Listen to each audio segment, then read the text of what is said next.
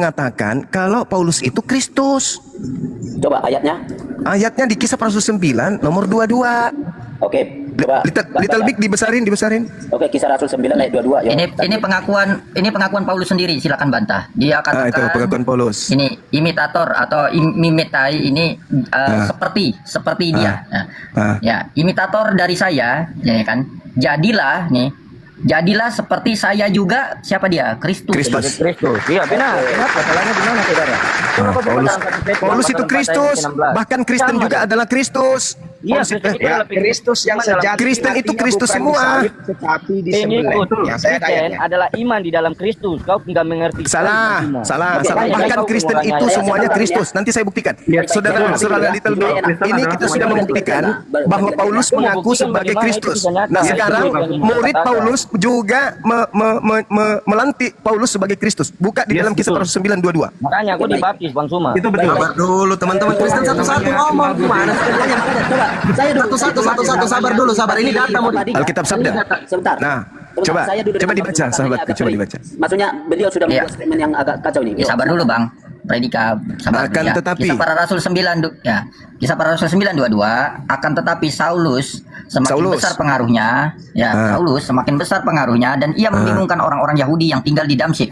Karena ia membuktikan di sini bahwa Yesus adalah Mesias. Nah, sekarang original teksnya Yesus ada nggak di situ tertulis? Nah, ada nggak nama Yesus di original teksnya? sini, Emi tidak ada. Nggak ada. Ada. Di terjemahannya Yesus, tapi di teks originalnya tidak ada Emi, bukan nama Yesus. Emi berarti aku adalah Mesias. Bahwa Emi Paulus Kristus. adalah Nah, nih. Iya, dia adalah Mesias. Aku Mesias. Baik, saya tangkapin ya. Iya. ada nggak nama Yesus? Saya tangkapin. Ada nggak nama Yesus? Nggak ada. Buka teks. Nggak ada Emi. Oke. Emi nih. Emi Kristus, aku Kristus.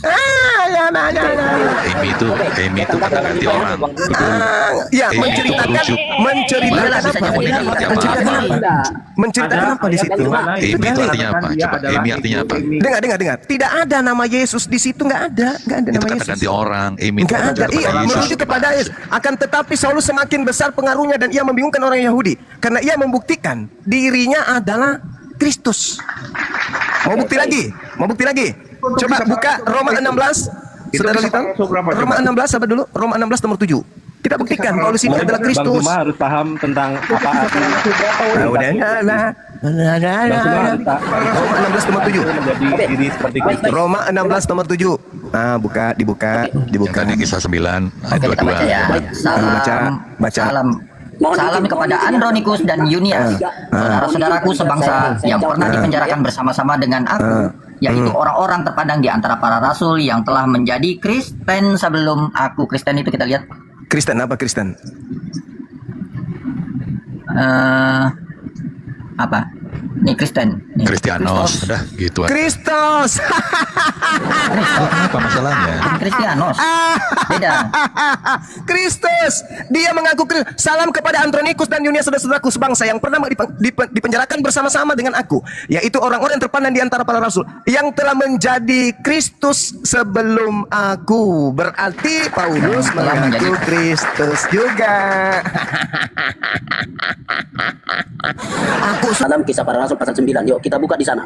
Bagaimana penggunaan bahasa Yunani? Saya lihat Bang Zuma sangat jatuh di situ sehingga pengertiannya sesat. Oke, mana ada Bang Zuma? Monitor Bang Zuma. Ya silakan ditunjuk literasinya. Korintus ya atau ke yang tadi? Mana Korintus? Yang lain aja kasih. Kisah Rasul. Yuk. Bang Little kasih kesempatan teman-teman Kristen yang untuk tunjuk data karena kita kan sudah. Oh iya. Kasih kesempatan teman-teman Kristen. Bang, bantulah. Oke. Tiba-tiba termute Bang Zuma monitor. Masih dengar enggak Bang Zuma ini? Batuk beliau. Gimana? Atau sebelum beliau ada saya tidak bicara karena saya memang khusus mau berbicara. Boleh kalau gitu. Oh itu ada. Oh bersin. Sorry. Oke, Ya tadi barusan ada telepon. Pak Prabowo nelpon minta dijamu kopi. Ya lanjut. Yuk, kita masuk ke Kisah Rasul pasal 9 ayat ke-22 dalam original teks yang tadi tadi Bapak Abang buka ya. Coba. Perhatikan di sana penggunaan kata. Nah, jadi saya baca di situ ya. Akhir saja ya. Menyatakan begini. Saya mulai di situ disebutkan koti autos estin o Christos. Perhatikan ya.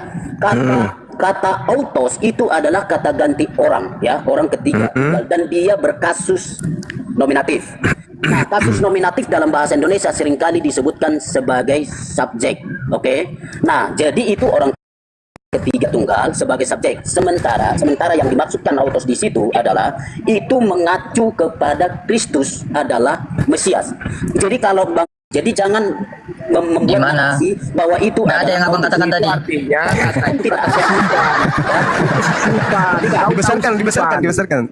tahu sisipan. Coba datanya yang mana sih bang? Coba. Makanya. Yang mana coba yang menarasikan itu buka data dulu.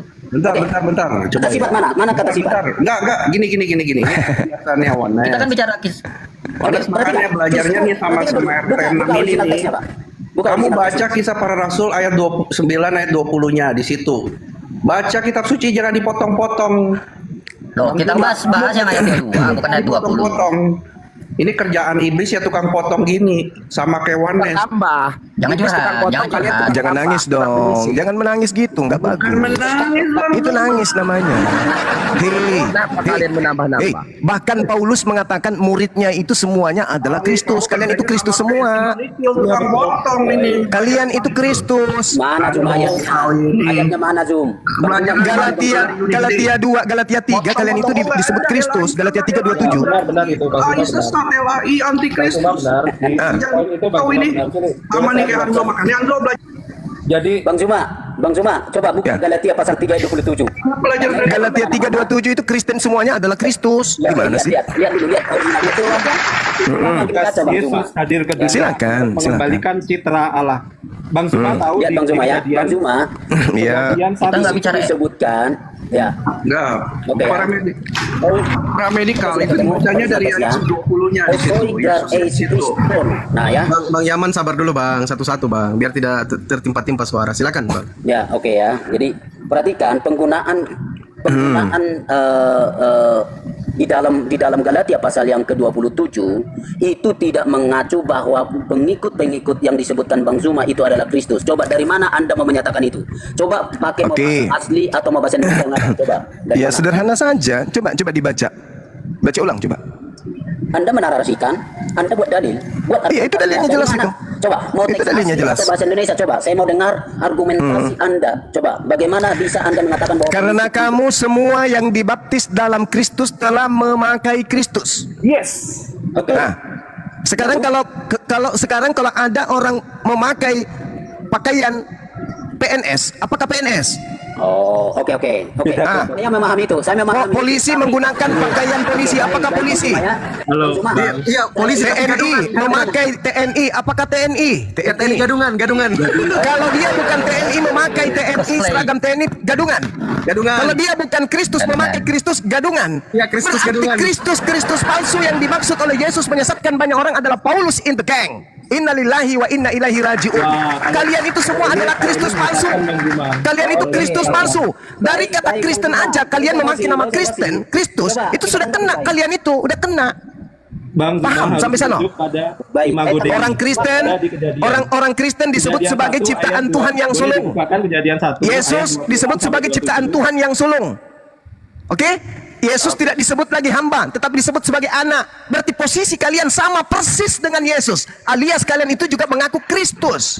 Dia benar Benar. itu mah.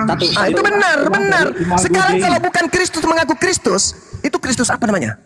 Itu benar Bang Zuma. Gadungan Nah, palsu. benar. Palsu. Imago Dei ke penyalipan Yesus